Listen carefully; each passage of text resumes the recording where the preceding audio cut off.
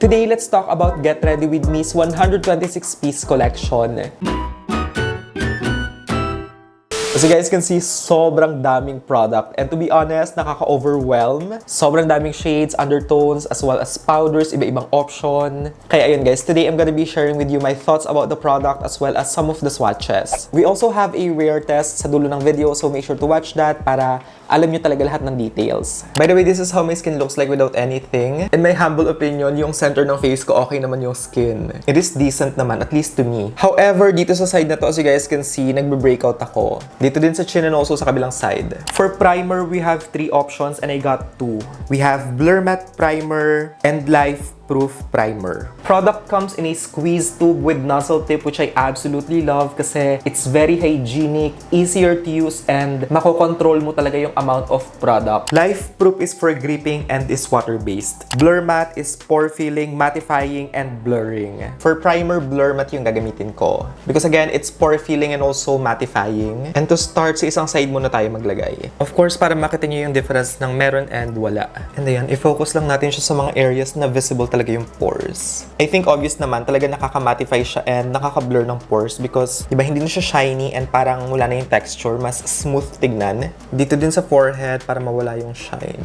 Without, obviously, shiny. And dito sa part na meron ng primer, as you guys can see, mas velvety, mattified, and wala na yung shine. This part, shiny pa, diba? But once we apply the product, look at that, diba? Nabawasan na yung shine. Just gonna finish the other side. And here we have it. Tingnan nyo, wala na yung shine. And I also love that this one, even though meron siyang silicone, hindi siya yung klase ng primer na kapag ka pinatungan mo na ng foundation, hindi siya yung nagbi-beads or nagpipil. As in, talagang stay put lang siya. Kaya okay na okay pa din and talagang even yung application ng foundation. Both of these actually maganda and syempre, iba-iba naman tayo ng preference and skin needs. So, kung ano na lang yung need nyo sa skin, then just go with it. And pwede din naman silang gamitin pareho actually. Gamitin nyo si Blur Matte sa mga area na kailangan ng pore filling and mattifying. And then sa mga areas na kailangan ng hydration, use this one. For foundation, we have the Radiant Skin Luminous Foundation, which is available in 31 shades. So insane and exciting. Bottle looks like this and it is absolutely stunning. It looks very luxe, so pretty, and meron siyang pump. And super exciting guys kasi meron din silang shade finder. Kaya for those of you na medyo intimidated and gusto nyo talagang makuha yung perfect shade, this is the answer. Great way to test the product as well before committing to a full bottle. Bawat circle kasi parang 1 to 2 uses. And for reference, here are some of the shade swatches. They even have shade shifters, which you can use to adjust your foundation shade, color correct, and create new shades. Consistency of this foundation, by the way, is on the liquidy side, and it reminds me of these two foundations. NARS Light Reflecting and Detail Fresh Filter. And for your reference, here they are side by side. 4 yung full bottles of foundation that I have, and dito sa 4 na to, may 2 pwede kong gamitin. And that is Peanut and Buff. Slightly lighter lang sila, kaya I have to get a color shifter that way, ma-tweak ko yung kulay. By the way, this one is Buff. Etong Pebble, I don't have a full bottle, but I feel like super close din ang kulay sa skin ko. Pero etong shade na Buff yung gagamitin ko kasi mas close yung color niya sa aking neck.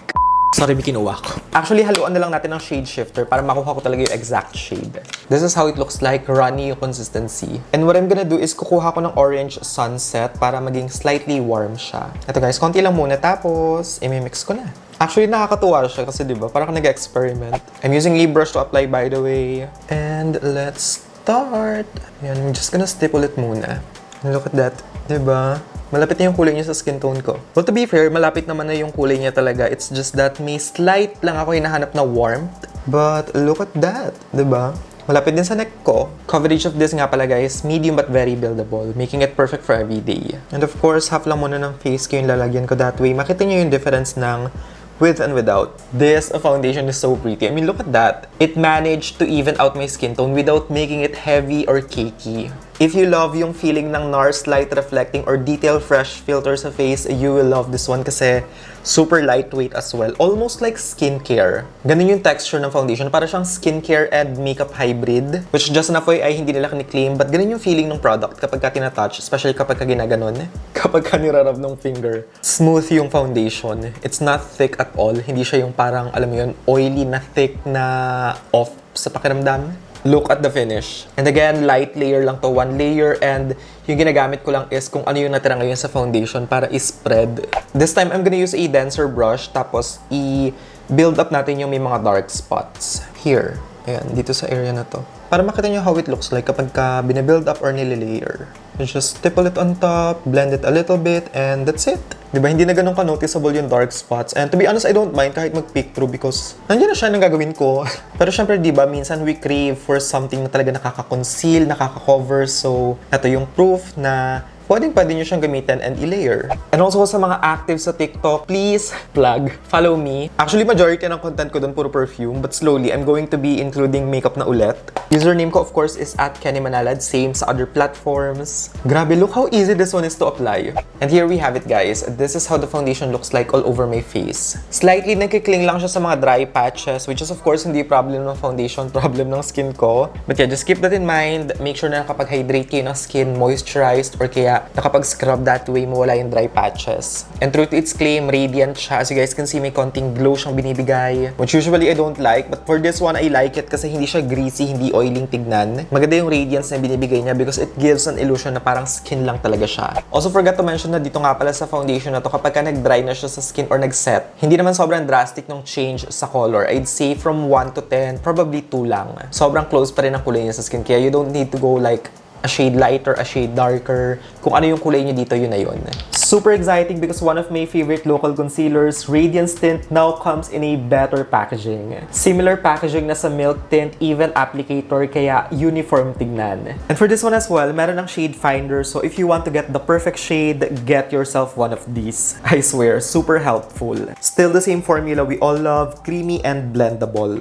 I'm using the shade Sand for concealer. Blend lang natin siya using a brush. Unfortunately, hindi ko na ipag-compare yung bagong colors na to sa bagong packaging dun sa mga old one because I don't have the complete collection anymore. But I'm very sure na nag-change kasi yung light peach nila before and yung light peach dito sa bago, which I both have, definitely may changes or may difference sila. Kaya make sure to get yourself one of the shade finders. That way talagang spot on yung shade na makuha nyo. But formula-wise, like I've said, still the same formula that we all love. Super creamy, lightweight. But this time actually, I also noticed nga pala na mas hydrating to. Meron kasing mga instances that I feel like slightly drying yung old formula. So this time, mas hydrating na siya. But again, still blendable. Maganda yung coverage, perfect for everyday. They updated the color. Hindi na siya sobrang yellow. Isa yun sa mga concerns before, diba? Parang sobrang warm or yellow ng mga concealer. But this time, hindi na. Which is, of course, perfect. And look at that. Instantly na-brighten niya yung under eye, diba? I believe I have the complete swatches nito sa first video ko about the concealer. Kati ng ilong ko. Hindi ko alam kung ako lang ha, pero every time talaga na after kong mag-foundation, after kong mag-powder, bigla kumakati yung ilong ko. Kung kailan hindi na pwedeng magkamot ng ilong.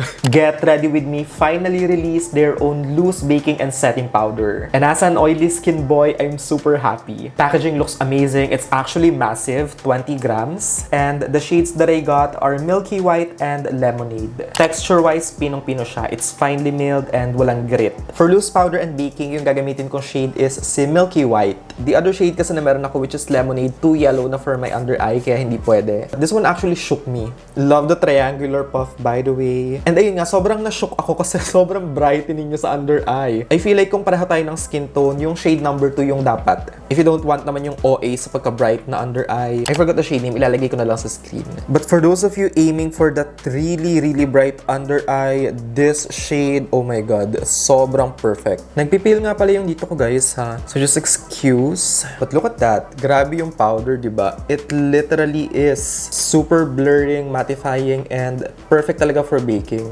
Again, you just have to be careful, especially sa shade na to, Milky White, because it's white.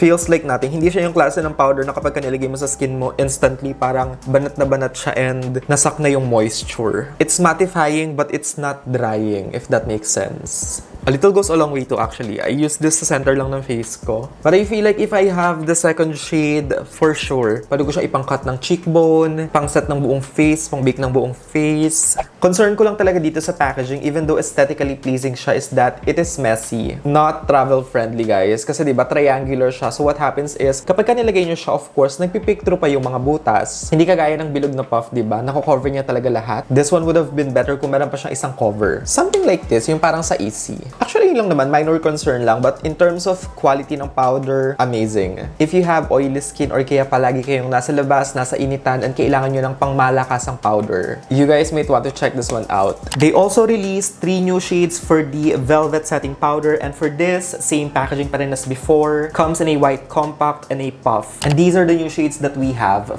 Pearl, Oat, and Buttermilk. Unfortunately, wala sa mga bagong shade nitong powder yung perfect for my skin tone kasi yung dalawa, too light, and the other one naman is too peach. But I don't mind kasi meron naman akong perfect shade dito. And that is itong si Shell, kaya ito na lang yung gagamitin natin. Ilalagay ko lang siya sa outer perimeter. I know too much powder, but you know, my face, my rules, charot. Para din makita nyo how it looks like. Kasi usually, yung mga nagre-review, for sure, light makeup, light application. So, di ba? Para din makita nyo how it looks like kapag ka more than light. Di ba? Ayan. One of the best powders there is. We have another new powder, and this one is called the Pressed Translucent Powder. And I love the compact. It's slim, and to be honest, I like this one better than the Velvet Setting Powder Compact. Available in 3 shades. I got the shade Icing Sugar, and texture-wise, this one as well is very finely milled, smooth to the touch, and light, which is something I look for in a finishing powder. This one, hindi ko nagagamitin since nakapag-powder na ako and more than enough na yung nakalagay sa face ko. But for those of you na naghahanap ng powder na perfect pang retouch, you guys might want to check this one out. Baka ito yung perfect para sa inyo. Sobrang silky smooth ng texture as in. And translucent, kaya okay siya, especially if you don't want to alter yung kulay ng makeup nyo. Although to be honest, between the two, mas prefer ko tong Velvet. And by the way, please, May, if you're watching this, please, baguhin mo na yung packaging nito. Gawin mo na siyang ganito or something like this kasi sobrang ganda. This one is very exciting as well because Quad Goals is now a build-your-own palette. I love the idea kasi you have the freedom to choose kung ano yung gusto nyong ilagay sa palette. And sobrang daming option, guys. 32 different shades and 4 finishes. For blush, I got the shades Zoe and Red Carpet. For highlighters, I have the shades Lit AF, Purple Haze, and Major Glow. For baked highlighter, I got the shades Hanan and Mayari. For contour, we have a new shade which is called Beach Bum.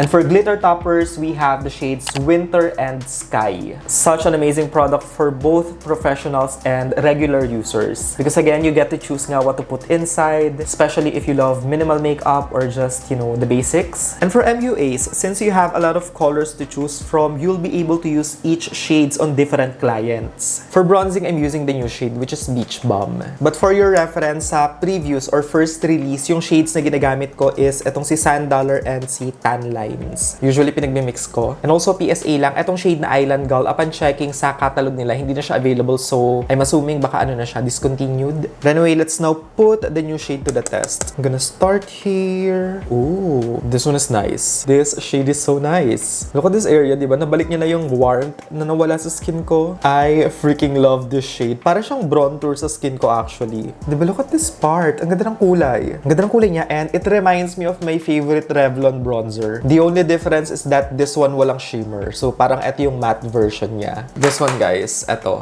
Look at the color of my skin now. Yung outer perimeter, diba? Ang ganda ng pagka-warm. And by the way, I forgot to mention, baka nagtataka kayo kung bakit excited ako, ha? Etong mga quad keme, etong mga ganito. Nung nag-wear test ako, ang ginamit ko is yung mga meron na ako, yung existing. So for this, first impression siya. But formula actually same lang naman sa una. If you have fair to medium complexion, I think you will like this bronzer as well. For blush, I'm using the shade Red Carpet, which is yung isa sa mga bagong shades. So the other one I'm not gonna be using kasi meron siyang shimmer and I don't like shimmery blushes. But don't worry, guys, kasi order ako ng ibang shade na wala ako, yung mga matte shades. So abangan nyo na lang. Baka sa try new makeup ganon, or kaya sa IG is share ko yung swatches. Actually, medyo nakakatakot tong shade na to sa pan, but hopefully sa cheeks okay naman.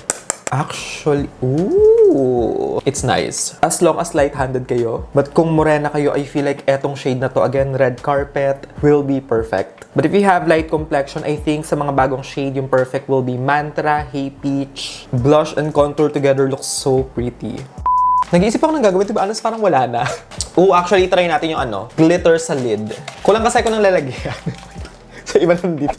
You know what, guys? Hindi na ako nag-highlighter. Bihira na, but sige, gamit tayo. And I'm gonna use the shade Lit AF. And ilagay natin sa tip ng nose. Oh, this is pretty. Grabe yung glow. If you love blinding highlight, go for this one. Just gonna clean the brush tapos gamitin natin yung baked highlighter. This one is the shade Hanan, by the way. And for this, actually, I feel like pwede rin siyang pang all over the face. You know, yung parang hourglass na ambient light something. So, itry natin.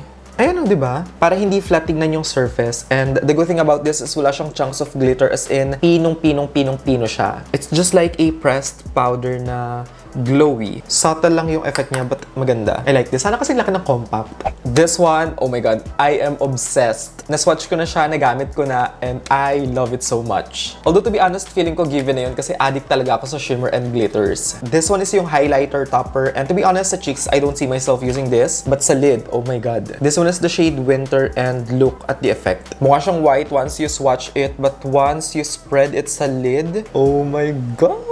Ang ganda niya. I love this. It reminds me of the Fenty Diamond Highlighter as well as yung sa Urban Decay na Space Cowboy something. And the best part about this one is that even alone, ang ganda niyang tingnan kahit wala kayong base. If you feel like sobrang boring ng makeup nyo or kaya ng eye makeup nyo, this is a great way to make it more exciting. Mas may impact. Ang ganda niya kapag ka nagmo-move, kapag ka tinatamaan ng ilaw, ng flash. This color sky looks amazing as well. Para siyang holographic. I'm not sure kung makikita niyo yung difference ha, but ipop natin on top. Actually, feeling ko visible. Ayan, no? Parang may ano siya, diba? Lilac shift. And it looks heavenly. Parang hazy and ang ganda. I love it. This is such an amazing product. They have 2 more shades na for sure i-check out ko after this. And finally, our favorite fixing spray now comes in a radiant finish. Packaging-wise, still the same. The only difference is the color. Matte is gold and radiant is rose gold. This also contains hydrating ingredients such as glycerin, centella asiatica, and aloe vera extract. This one right here will always be one of my favorites, as in palagi kong